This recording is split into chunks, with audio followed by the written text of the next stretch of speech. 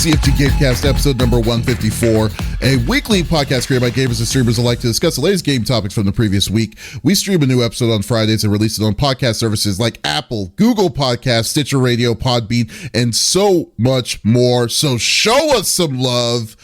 Give us a follow, a like, a comment, what have you on any podcast services out there, or go to our main website, confreaksandgeeks.com, to not miss an episode. I am Mr. CFG himself, Davis Green, and with me today, I have the one and only reject of the Ghostbusters, the 5-star general of the itty bitty Smitty committee. I got Smitty in the third seat. What's going on, my dude? Other than not busting ghosts, not a whole lot, man. Just kept it pretty chill. I'm not gonna lie, there are a ton of video games out right now between Stranded, Alien Dawn, a little bit of Destiny 2 and their Halloween event. You've got Overwatch 2, which you grinded out last night, and I played some throughout the week, did a little competitive and whatnot. It has been full. Modern Warfare 2 just dropped today. So video games are in my horizon for the foreseeable future, as long as I can continue grinding through my work as well. So it was a busy week, but excited to be here, excited that it's the weekend, and we finally made it, baby. Yeah, that's crazy. You know, it's funny to think about, but you're totally right. Like, there is a lot of games coming out in the next couple of weeks, and like, I mean, today is Bayonetta 3 for me, and then it's like I got Modern Warfare 3 because I bought it on the PS5. I will definitely say it. I don't know if I'll play it. Maybe I'll play it. Is there co-op? Is there co-op in Modern Warfare? There's co-op, there's multiplayer, and I don't know if it's for the campaign. Okay. There are co-op missions, but I think the campaign is straight solo. I think we should do a co-op when it gets ready. I mean, yeah, I'm down for whatever, man. Like, I'm here for it, baby. Yeah. you just go with the flow. Go with the flow, dude. Just like go with it. But yeah, I mean, above water, man. Yeah. We got God of War in 2 weeks, which, by the way, we're going to be definitely doing a sport. Yeah, yes. We're going to be doing a spoiler cast of God of War, so definitely stay tuned on that. We do promise it's probably going to be faster to do for that to be released than we did on the Horizon Forbidden West, but it's still it's still straight up. But yeah, there's just so many games, man, and it's a good game season, and to pick up a lot of different stuff. But also, yeah, we don't know. But yeah, but as always, you already know I'm already just ready to go. About to move to my new spot next week. It's going to be a crazy ass week. I don't know what to expect, but definitely going to try to get back on as soon as I can. But in the meantime, as you can see, Lex is not with us today. She had to take care of something else, but I do have an awesome replacement that is a great streamer. She is a, you know, I'm probably go through this all again, but no, shut up, Alexa. No. Alexa, what does she do? I always forget. Every time I need to say Lex so that it doesn't just freak out. But yeah. But that's a great way. But I'd like to welcome a streamer, completionist, that plays a lot of crazy RPGs, do a lot of different kinds of games, and love completing everything 100% on the weekdays, and on the every other weekend. She likes to do some baking and stuff, do some baking streams, make some delicious treats. I'd like to welcome Trinetta Laroux to our podcast. How are you doing, Trinetta? Hey everybody, how's it going? Yes, thank you for being here. It's awesome to see to just nice and geek out and just talk gaming like as always. So, hey, what was the last game that you 100%ed? So the last game I 100%ed was Final Fantasy V, and before that was Biomutant. Oh, you 100% Biomutant too? I thought you were just playing it just to see. Oh, wow. Wow. Oh no, I had to. I saw the achievement list. It was like, this is really easy. I'm gonna go ahead and knock this out real quick. Yeah. What was your time on Final Fantasy V? How long did it take you? 167 hours, I think. Jesus. But that's still not even the longest. Final Fantasy 3 was 227 hours. So I was like, oh my goodness. That's fine. I honestly consider those numbers baby numbers. That is baby numbers? What's the longest that you've done? Oh my God. What's the longest you've done? Let's see. Disgaea 4, not Disgaea 4 complete. I have to specify with that. It's like 800 something hours. Oh my goodness. 400 of that is just sitting in item row. Like, I gotta find statisticians. Oh my goodness. Oh my God. I love the grind. Wild. The only hours I won't share is Morrowind. Okay, yeah. Morrowind actually has a bad taste in my mouth because I got to a scenario where I had to restart the game. No. Yeah, what happened was so there was a village that I was, and then I became a vampire. And so you can, if you're a vampire, you can go to the NPCs and feed off of the NPCs. One problem, they don't respawn. So you get to a point, so there's a finite amount of times you can do it. And once you get to that point, you either will starve to death or you're too far away from another.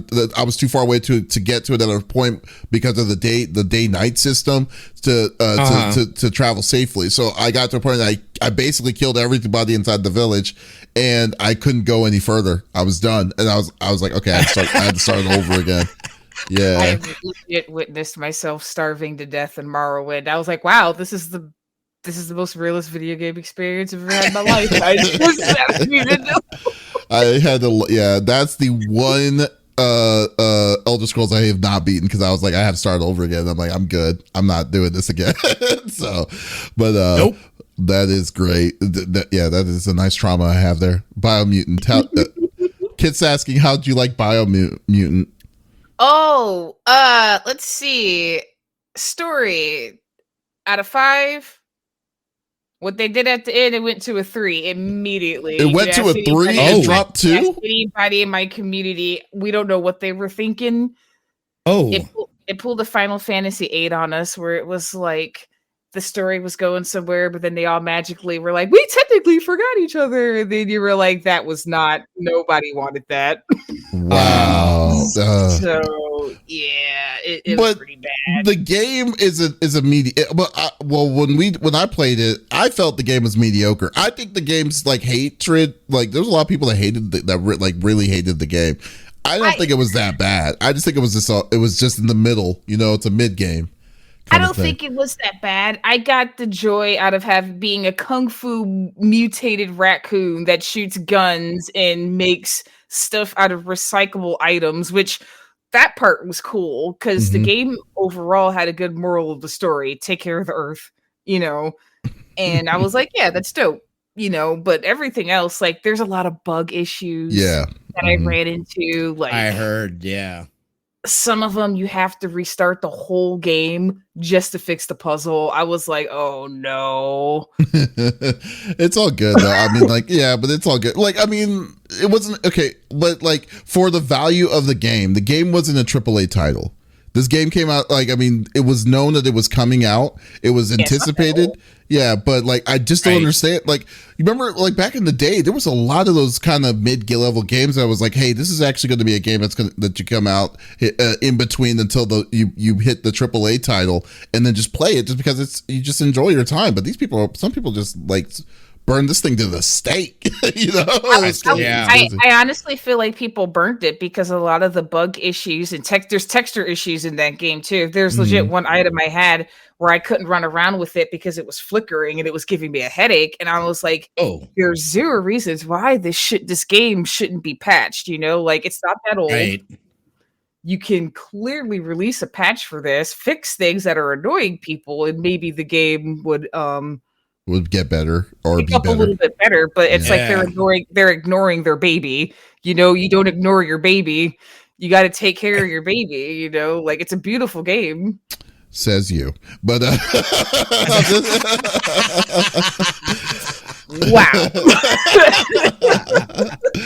Oh my gosh! Well, I know, but I know I know we don't want to be talking a lot about talking all about the wonderful world of Biomutant. But let's go through the normal rigmarole that we like to do each and every week.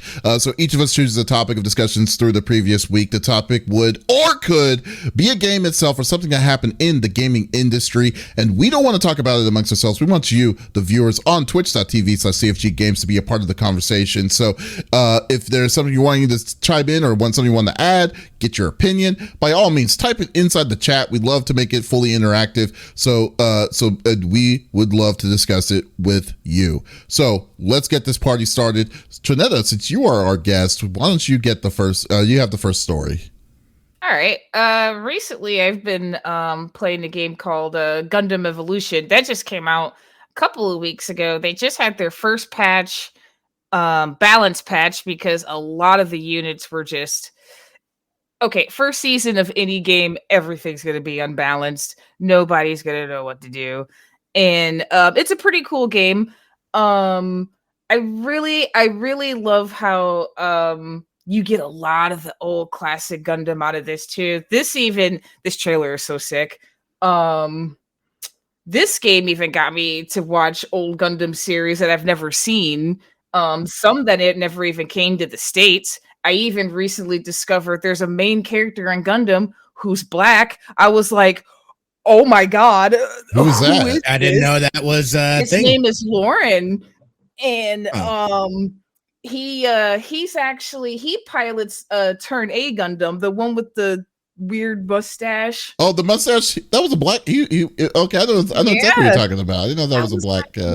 What? This game opened up my eyes to so much stuff I didn't know about Gundam. Mm-hmm. And being a Gundam fan already since a kid, I was like, wow, I get to play a game that I'm not a big Overwatch fan. People are like, oh, well, she's done. Get out. Canceled.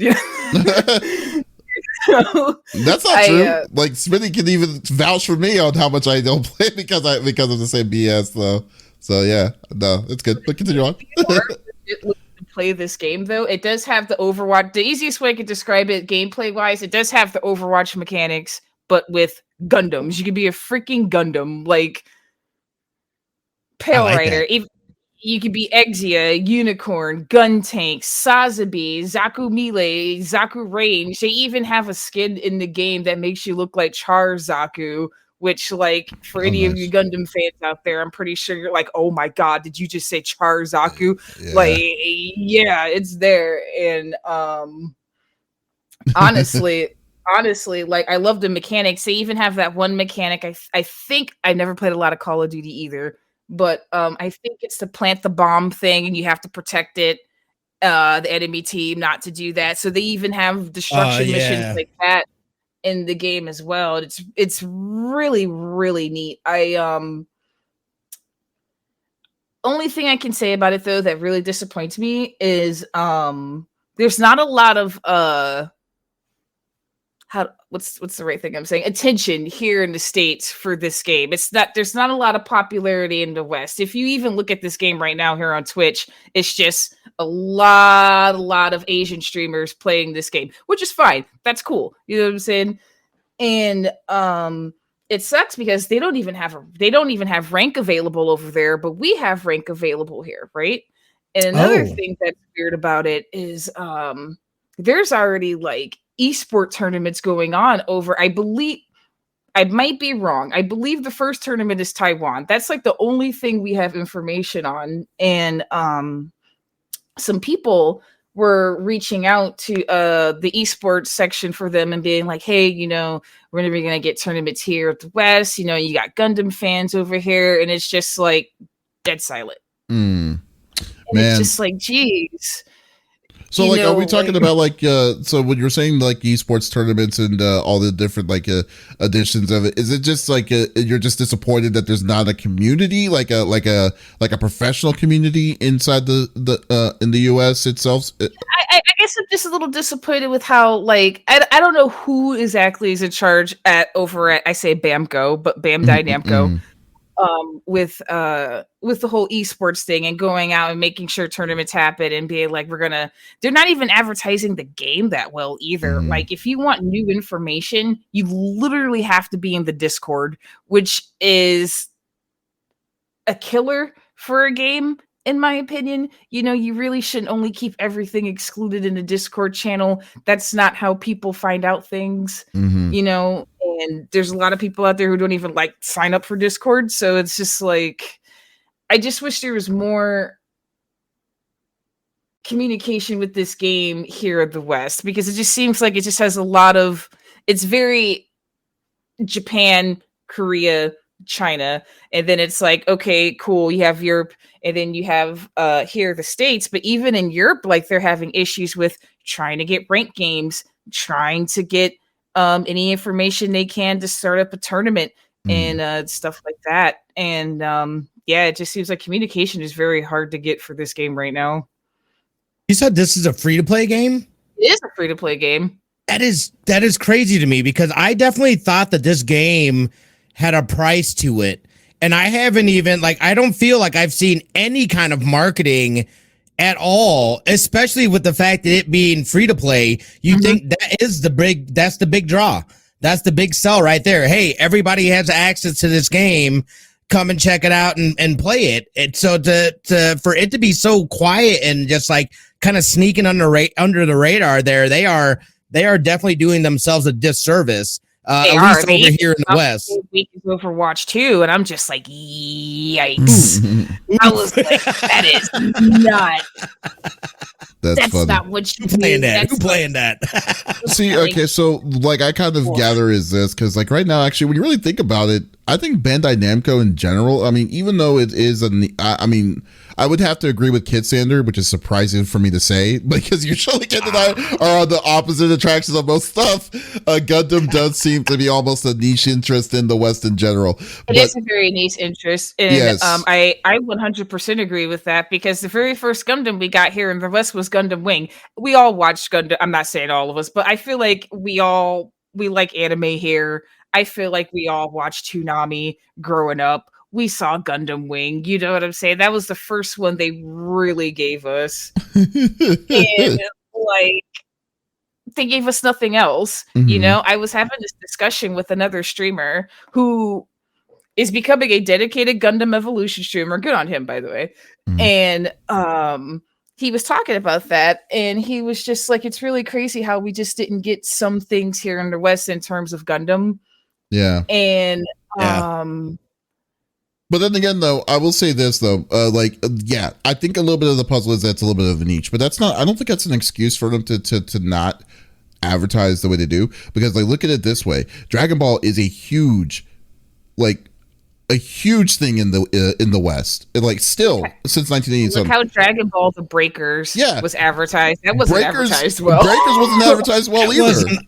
I know. I totally got it, by the way. I love it. That one cost money, though. That one cost what, $20 to $30, right? And I was thinking to myself, okay, so basically, like, if you're I just think that Bandai Namco's advertising is just garbage, because, like, for the most part, unless it's not DBZ, even like when you really think about it, their biggest real true advertising that they actually spent money on was probably Tekken, because Tekken. Because Dragon Ball Fighters was out, but like the way the people got the advertisement, like the information and stuff wasn't directly from anywhere, but rather like, directly from YouTube or other different kinds of levels of channels and stuff. I just think that their marketing is just bad, and it's for a game that depends on microtransactions and stuff to live is even crazier. So like, yeah, you would think that they would have like a dedicated team that could be the one that want to push, the whole thing. Cause like, I mean, I didn't know that, because like in the beta of Gundam Evolution, when I played it, I was under the impression. Oh yeah, there was a beta. There was definitely a beta. There was two. There was a public and there was a private. I thought that you couldn't even be Gundams, and I stopped because, like, not because I hated it, but there were just too many other games and stuff. But like, there's so many different kinds of Gundams and stuff that were in, robots that you had to do. I just assumed that it was just all the B, C, and D level robots and stuff to be. I didn't know that there was Gundams in it, like, completely, that you could actually play as, which is freaking awesome, because I would love to play, if they had it, would be Mexico's Gundam from G Gundam, because I love Mexico. Imagine I'm making a Gundam game though, and you can't be the Gundams. I don't know. I really hate the way Bamco advertised. Well, barely advertised. Okay, advertised the game, right? Like we did the same thing with the JoJo game too, and that didn't even get rollback apparently. And people were like flipping their desk. Like, are you kidding? I need to pick that up. So you actually just reminded me because I feel like that game is going to be rare because it is going to be rare. I gotta get a copy too. Yeah, that game is going to be rare. But yeah, I mean, it's like I just think that I feel the problem, and you know it's funny because you remember I was so hesitant to buying Dragon Ball Z Kakarot when it first came out. You remember that, Smitty? Like I waited a year because I said to you, I said specifically that this game is not worth $60. What's going to happen is that this game is going to drop down to like 20 or 15 by the end of the same year that it came out. And what did it freaking do? That's tough. But what's crazy? The only reason why I know that is that's clockwork for Bandai Namco. That always happens to most of their games. There's some that isn't, obviously, like Dragon Ball FighterZ, Tekken's been out for 8 years, which is crazy to even think about. And all these different kinds of other ones. But like I'm just that's what it's very discouraging when I see this, because this game does look like something that could. I mean, would it compete to Apex or any of the big ones? Probably not. But if you just do a slight push to it, I think that you can get a fairly like consistent community. A fairly consistent community here on its own, so without worrying about them wanting to shut down their servers later on, you know. So I was gonna say I'm always down for a game that has mechanics like Overwatch. I don't care, you know what I mean? It's a familiar mechanics, you know what I mean? So like already I'm jumping in, and then it's just getting used to the different abilities and stuff like that. But at least for the most part, I understand the general sense of the game. So I feel like that'd be easy for me to slip into. And it's a good time to get into the game now, y'all. They got a balance patch. Range units got extra shots. They nerfed Exia into the dirt. It's fine. That is and awesome. This is available like on console, PC. So it is going to be on console. It's not on console yet. I don't remember the date that they said, but it is going to be on like PS4, PS5, Xbox. Okay, that's great. So right now it's just PC only. Is it going to? Do you know if it's going to be backwards compatible? Like, is it going to be crossplay? I think there will be crossplay. Nice. Okay. It's clearly, yeah. I mean, I think this is going to be really cool. Cool to do. We should definitely just play that one. I'm gonna download it. Yeah, no, I'm totally gonna download it. I didn't know it was free to play. Then watch you. I would have already had it downloaded. Watch you being denied playing Gundam too. Gundam as well. I know. No, it's only the Epic Store, dude. It's the Epic Store that hates me. Yeah, I think that's really what it is. Yeah, you don't trust me. There's more people that hate you too. I'm sure. I'm just kidding, Smitty. This guy. There's no Davies way. Is the worst, by the way. I hope you're learning a lot. I hope you're learning a lot today about him. There is no way that I could not have a fun time like hanging out with you, dude. Like every week, like every time, it's like an adventure, and it's just hilarious. But yeah, so Gundam is definitely, Gundam's out now. Go to Gundam. It's Gundam Evolution. You should definitely check it out. We'll schedule something, Smitty. We'll definitely schedule something. We'll do something. Yeah, together. I'm totally down with that. How many people play? How many people are on the team? Is it 5? Is it 5v5? Oh yeah, it's 5v5. Okay, cool. Okay, so it's exactly like your Overwatch that you love so much, Smitty. He says your Overwatch. Smitty Hate Squad checking in. That's right. Hey. See, there you go. There you go. They even have a name. All right. Smitty, what are you bringing to the table? Yeah, so Davis will be the first one to say, I told you so. Damn right I am. I will say it for him. And this really, I guess, isn't too shocking to me, but there was reports that came out talking about Game Pass and how it kind of underperformed in terms of subscriptions this year. It really boomed, obviously, during 2020. But this is something that we've talked about kind of before, where very much so Davis strongly believes that it is not sustainable and it is not working at a profit. According though, there's not actual figures because Microsoft chooses not to share those figures. But we know that there's, as of late, like 25 million subscribers, sitting at $9.99. What I do think is that next year, I am almost certain they are going to end up raising that price. And I know that there's been some chatter here and there too about them potentially raising the price of their consoles as well.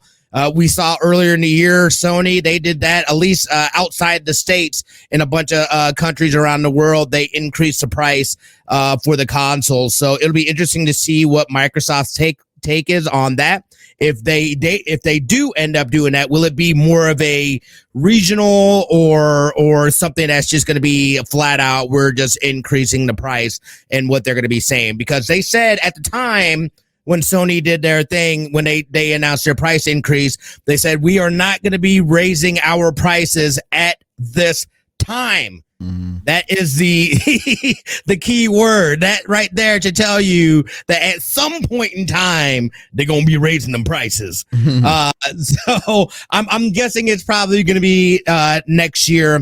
But I don't know what that does per se. And I think right now, too, they're kind of in this, as they're acquiring studios, getting more games, and as they start developing and pushing out all this first-party stuff, I think that's where we'll start seeing even more increased value from Game Pass. These day one Game Pass things, I think we'll see a surge in subscriptions and whatnot, and then they'll, of course, with that price increase, they will make some decent money off of it. But they only like Game Pass only accounts for about 15% of their profitabilities, which I thought it would be more than that. So that's not a huge chunk of, where they're making their money and stuff like that. And I think that is why they have elected to kind of run at a loss in terms of that, so they can build that portfolio, build up their I've been saying it for years now, getting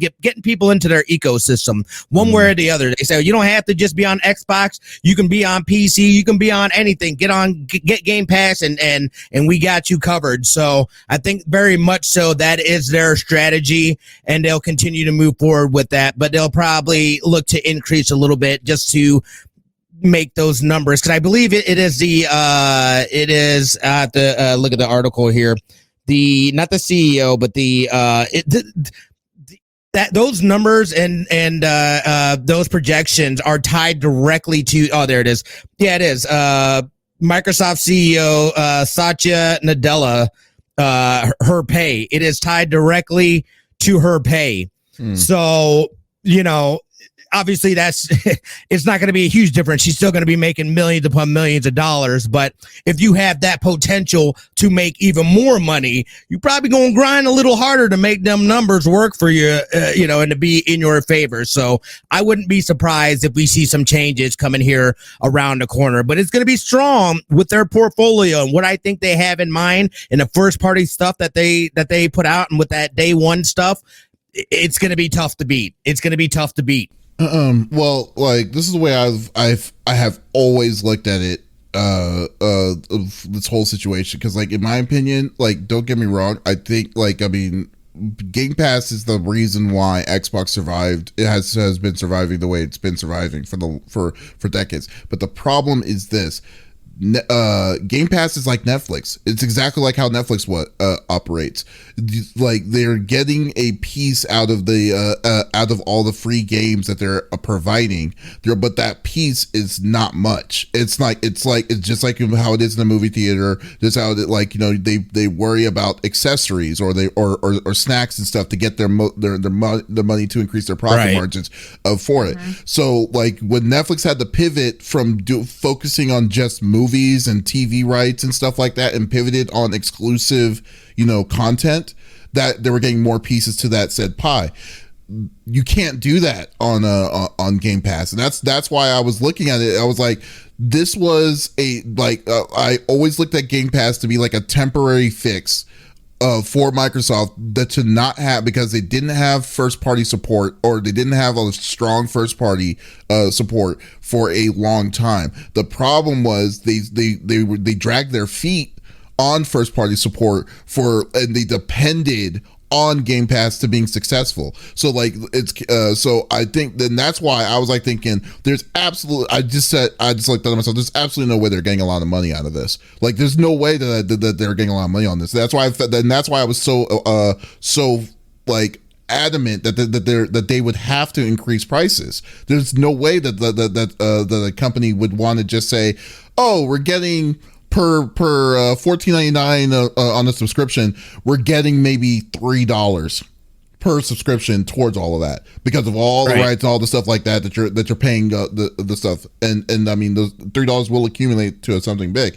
But yeah, so to say that I'm surprised, no, I'm not surprised. I knew it when people were giving it its praise and saying like, hey, we're gonna do it. And don't get me wrong, Game Pass is a good product. It's just that I just think that sustainability wise, that they would eventually have to hit that ceiling. It stayed there longer than where I thought it was going to be. I thought they were going to change this thing like 2 years ago, like back a year or two ago when they said they were going to expand it out and out. But yeah, so yeah, the big thing is that they need to finally get their support so they can stop being so depending on Xbox Game Pass's thing. That's why when you're saying that that they're catching up, like PlayStation had nothing to worry about. They've had their first party companies for the longest of time has been their main push for decades, and unfortunately Microsoft has to bought companies to try to keep up with it. But in reality, that's a big issue that they've always had ever since year one. Towards all of this, so yeah, I don't know like what to expect on Game Pass. Game Pass is definitely not for me because I like physical copies and I like to keep stuff for myself. But like, yeah, but I just think that that they need to figure out what they can do to justify the price increase and what they need to do to get more of that profit margin to make it sustainable because now they're now experiencing issues that they don't want to experience anymore. They get those first party games out there, and I mean that's how it's going to be fixed in my opinion. So we'll see. Well, what about you? What do you think, Trinetta? I mean, I agree with you about definitely wanting to have a physical copy of your games and everything like that. I just feel more connection to my games that way. I don't have an Xbox, so I never experienced Game Pass, but I have experienced PlayStation Plus. I wasn't too happy with it. Like what I was paying for, I'm like, ooh, I'm getting like some games. Did you buy the yeah, because like I'm the same way, because like right now I have the lowest tier PlayStation Plus. The only thing I'm paying, I don't even pay for it anymore. It's been a good couple of years. I was like, I don't even care as much. I was like, if I want a game, I'm a hunt for it. Like that's I've always been that way. Believe it or not, like even being someone who loves gaming on the PC, it took me a while to even want to like get into Steam or Epic, just because I like owning my games physically. So, oh, but wow. I definitely feel like that price is gonna go up. I agree. Like they're gonna pull a Netflix and a Hulu on everybody. Yeah. And do you remember when Netflix was $7.99 back in the day? Now it's almost $20. I remember when you can get the disc in the mail. Like, yeah.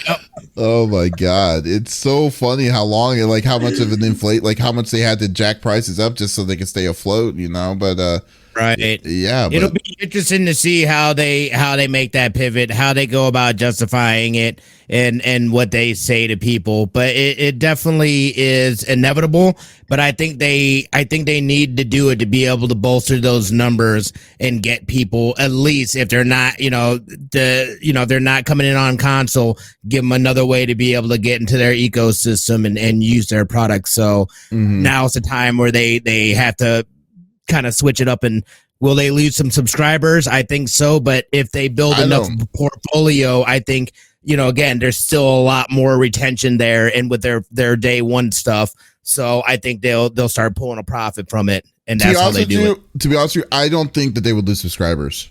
In fact, because I think they'll lose some. I think they'll lose some. Well, what's the? I think they will. Oh, and that's going to be. You got to think though. I mean, monthly wise too, something that is very much, all right, $8 a month, whatever, $9, $10 a month, and then goes up to say $15, $20, $25. People got to look at that stuff. I'm like, well, I've got to. Yeah. No. I mean, you're gonna have the conversations like, is it worth $15? But to be honest with you, like I said, like if you have an Xbox right now, and then seriously, and then you still have, there's no first party. There's no. I mean, what, Halo? You got maybe Forza games and stuff, and then to say that like, okay, it's either buy the games now, and still $15 is still a good deal for what you're getting in the Xbox ether. So like, I'm just saying that like, I think it now, if they do something that they say, hey, for $15 you get 8 games. For play 8, you're able to have 8 games, but everything else is locked out. Then if they do something like that, or if they do a tier system, that's when you're probably going to lose people. But no, right. I don't think. But no, I think it like, because right now I think that it doesn't matter. Now, if it's a ridiculous price, like if it's $30 a month or $40 a month or something, that's when I feel like people are going to be like, yeah, this isn't worth it. This isn't viable to do. To do itself. But no, I think the sweet spot is about 15 to 20. Right. Yeah, that's understandable because like Xbox doesn't have anything. I mean, they did like, you get you buy you spend like, can you imagine that you buy a Series X for what, $500, and then you really have nothing to play, like nothing to say. Why did I buy this system for it? Like why did I? Install Netflix on it again. Right? For real. Like I like, we live in an age it's kind of funny because like now it's like they like, I think Game Pass kind of antiquated themselves a little bit when they allowed you to be able to get, when they promised the people day one releases on both PC and on console system. So that like, so you basically, for me personally, because I never bought an Xbox, but for me, I was like, I'm absolutely never buying an Xbox. There's no reason for me to. There's no at this point. I have a computer. Exactly. Yeah, I don't need to. Yeah, exactly. But like for PlayStation wise, like let's say, and PlayStation's kind of being a little bit more open on releasing games on PC now, but still the way they're doing it still gives the console gamer an incentive to get it on console first before you get it on PC. If PlayStation says we're releasing all our AAA titles to PC the same day as the PlayStation, then there's no reason to get a PlayStation.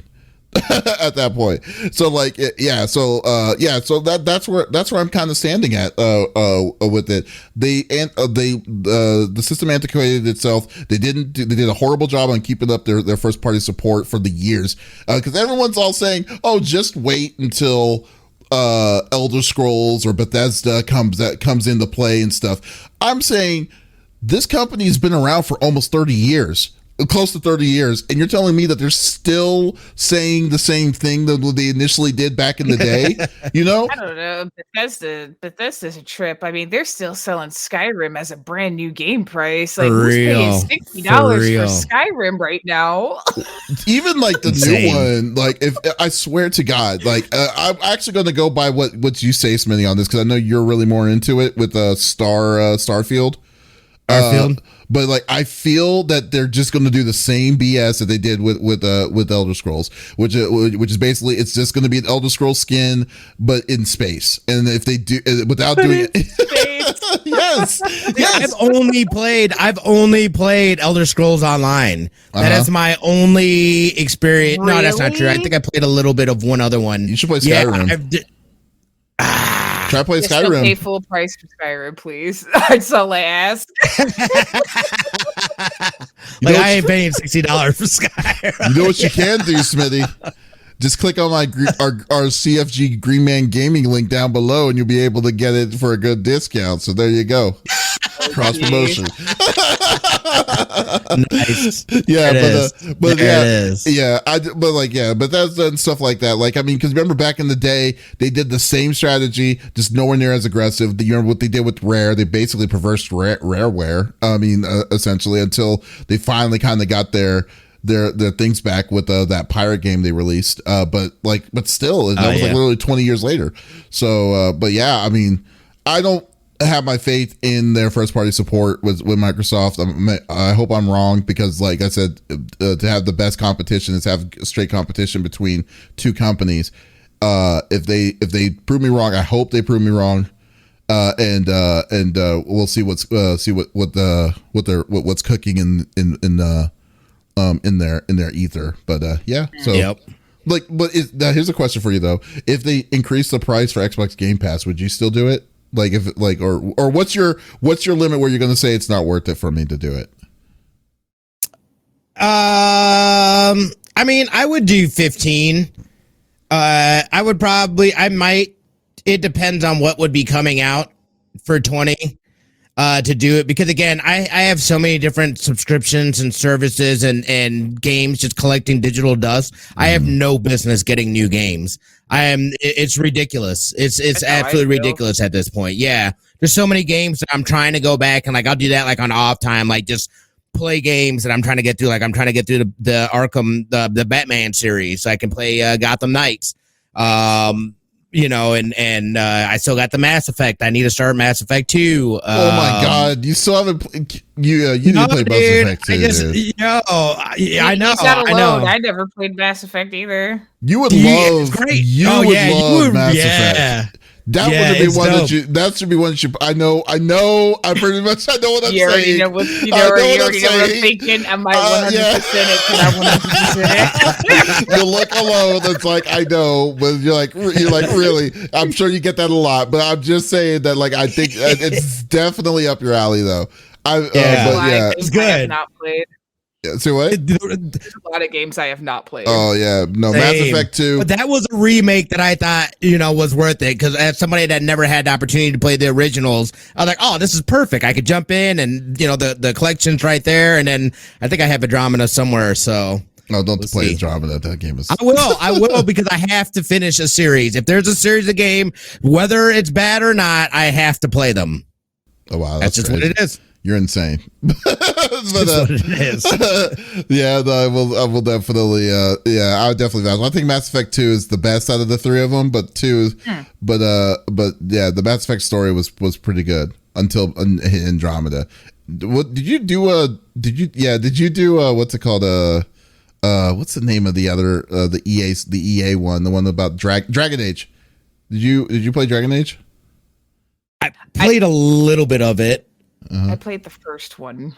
Yeah, the first one is the one that everyone kind of likes the most on it, Smitty ain't even played the BioShock. I don't even know if I could get onto the second Dragon Age. The first one was freaky. Yeah, the second one is actually a lot less because they limited your range of travel in it quite a bit. Inquisition though was good. Yeah, Inquisition was really good though. So that's the one that was coming to. But yeah, we'll see. We'll definitely see.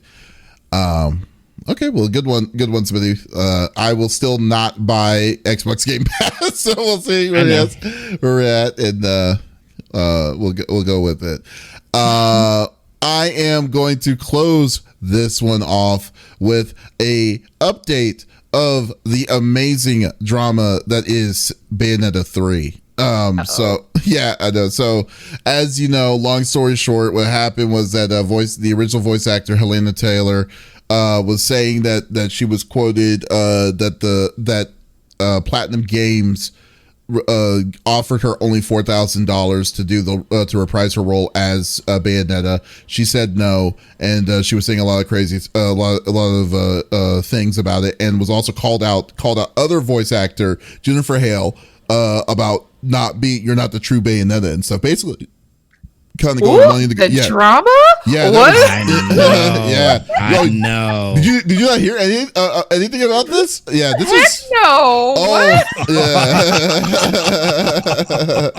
Yeah. Who's pulling whose hair?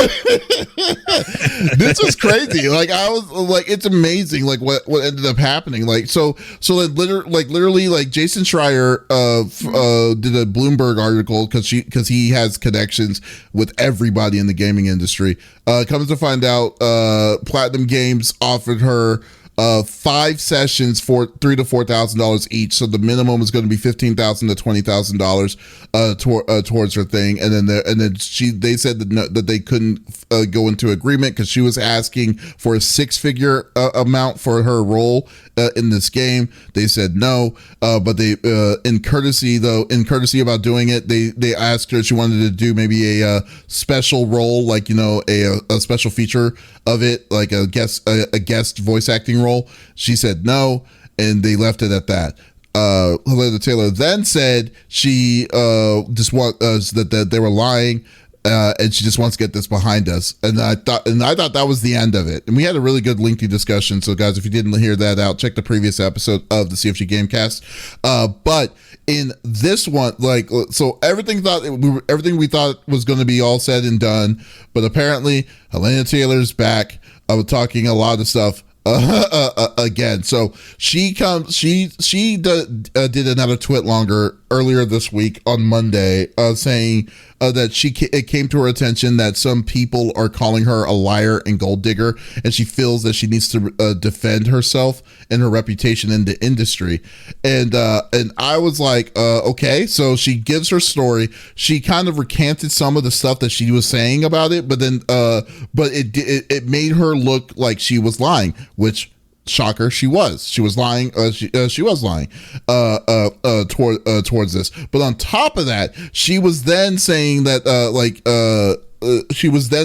the value of her worth should be more, and it was disparaging on voice actors are getting paid or what they're getting paid, and things towards that. I've heard that from so many people though in that industry. It is I agree. Don't get me wrong, that's a whole different conversation to really have on that, and I'm not saying that she's wrong about it, because in a way she is. Some places discourage the fact that they're unionized and stuff, that now voice actors that are being unionized, and yet they choose not to hire union workers. Some places are like, okay, let's do it. Unionized workers. What's weird is the Japanese loophole for all these things, because I've talked to a lot of voice actors on our other podcasts. Shameless plug. Pop Culture Gems, and they have constantly said okay, we didn't get money, we barely get any money for anime jobs, but we get a lot of money for commercials, animated cartoons that are here and stuff like that, because everything is unionized. Most of the things are unionized here. Netflix doesn't mess with anything that is not unionized at all now. So things like that. But Crunchyroll's in that weird in-between space. But anyways, I kind of digress. So overall, so she was saying that she said that she explained that the first offer was too low. It was $10,000 total, and she was saying she counted it off to something higher. They offered her more money with $15,000, which is basically about $1,000 an hour to be on the booth for a 3. It's usually in union rules for voice acting is 3 to 4 hours in a day, and that's it. So she was getting paid basically almost $1,000 an hour for some of this stuff, which is pretty amazing in my opinion. But even far from that, with the sessions and stuff like that, she said that she was wanting that she was saying that that's how that went down. And I was like, okay, so you just admitted, well, that's what they offered. So she left it at that until the day of the release of Bayonetta 3, which was today. They were she was asking the fans to boycott, as you know, prior to that. It didn't happen. But she's now asking to donate the boycott money, the people who are boycotting it, to an anti-abortion group itself, and amongst 12 other charities and stuff. I'm saying, you know what? It'll be awesome if you wanted to donate to charities and stuff, but how much of a how much have you drank of your own Kool-Aid to think that like to be like you're the leader of this movement because you didn't get paid what you wanted initially, and you lied to people to feel like you're the victim, and yet you're coming around and you're doing and you're trying to be like a leader of this weird set justified thing. It's like, what are you trying to do? Like, how are you trying to pull this off to make you look like the good guy in this situation? Literally using a charity to make it look like, yeah, that's pretty bad. Yeah, it's just like what? I am legitimately wondering, like, what is she trying to like sabotage her chances of ever wanting to be in anything again? Is where I'm like, which is a little bit weird and just like odd, you know? It's an anti-abortion charity. Yeah, anti-abortion charity. I didn't even know that was something that existed. Wait, I heard. Yeah, anti-abortion group. Anti-abortion. Oh, I gotta go. What in the world? It's just girl. Charity for people who don't agree with abortions. Yeah, it is freaking weird. I'm like, you can't represent a character as cool as Bayonetta and be like, I want to raise money for anti-abortion. No. I got this, and I got that article from Kotaku. So it's either whatever. If you want to take it or leave it, I'll put the link here on the source here if you want to read it. It's by Ethan Gach. So this is unbelievable. It just feels like she's always had this crazy or something inside her, and then whatever, something happened to just blow it all out there, you know? Like, it's just like I don't even understand. I don't even understand what the frick is going on with this, and it's unbelievable. Then let me see. Then she also put the 12 charities in a hashtag, which is another weird thing to me. So I don't know what her I guess the big thing is I don't know what her end game is, and that's what's really weird about it. So the hashtags that she was putting in was weird ones like can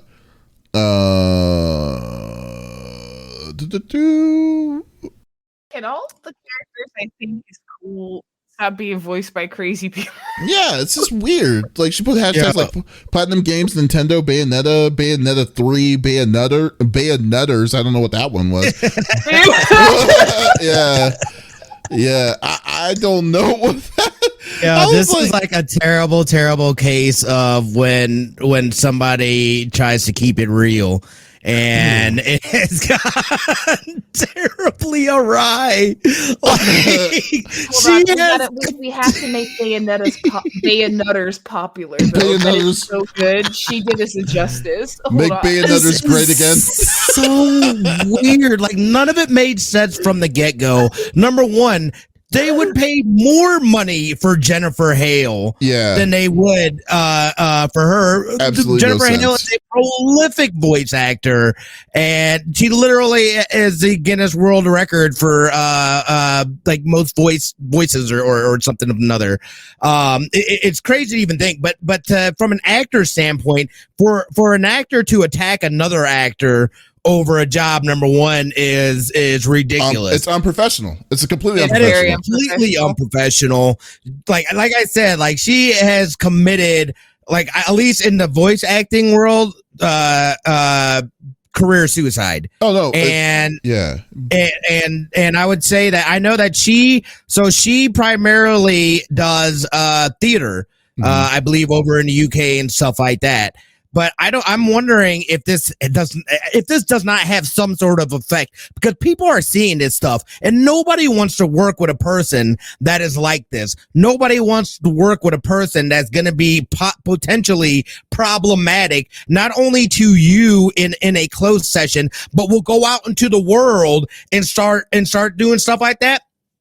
People don't want to touch a person like that. Like, this is weird. This is weird, and I don't get it. She did not benefit from this at all. She completely destroyed herself by doing this. To think, but I do want to say there is some validity in what she is saying in terms of pay, in terms of the fact that these actors don't get residuals. I mean, these games are making millions of dollars. I do believe that the actors within it should be getting more money than what what their day rate is. Okay, but like I said, like I think that is that's a fair conversation to have. But to say that she's the one that's spearheading it is not what's fair to say. This girl, the one spearheading it. This girl, like, literally deceptively wanted to get sympathy on her side about getting I mean, don't get me wrong. I mean, maybe, like, I don't know if $15,000 or $20,000 is a big enough payday for her to do something like that. But I would assume, like, in my own mind, because I don't know the industry itself on the outside, that's a pretty good amount of money. Just to do these things. And in a sense, with the residual, like you know how commercials you get residuals and stuff like that, but it's just like games you don't. But to say that she wanted the public to be outroared, to say that she didn't get the voice, like, it wasn't like she is Bayonetta. She is a piece of Bayonetta. You got developers, you have publishers, you have stuff that people that probably did like freaking crunch time and stuff like that to do that. So you know what? It's not like woe is me onto that to say that, oh, I didn't get my payday towards that. If that's the case, you should be thinking like that for the chain of people who were able to bring this out, and to say, oh well, this guy is like, they literally spent hours. You as a voice actor are spending 5 different sessions for 3 to 4 hour days, not even a full day, a full work day to do it is what I'm saying. And yet you have and she has the balls to say, well, since I didn't get the Bayonetta part, or they the ones that screwed me over on the Bayonetta part, we need to boycott. We need to boycott it.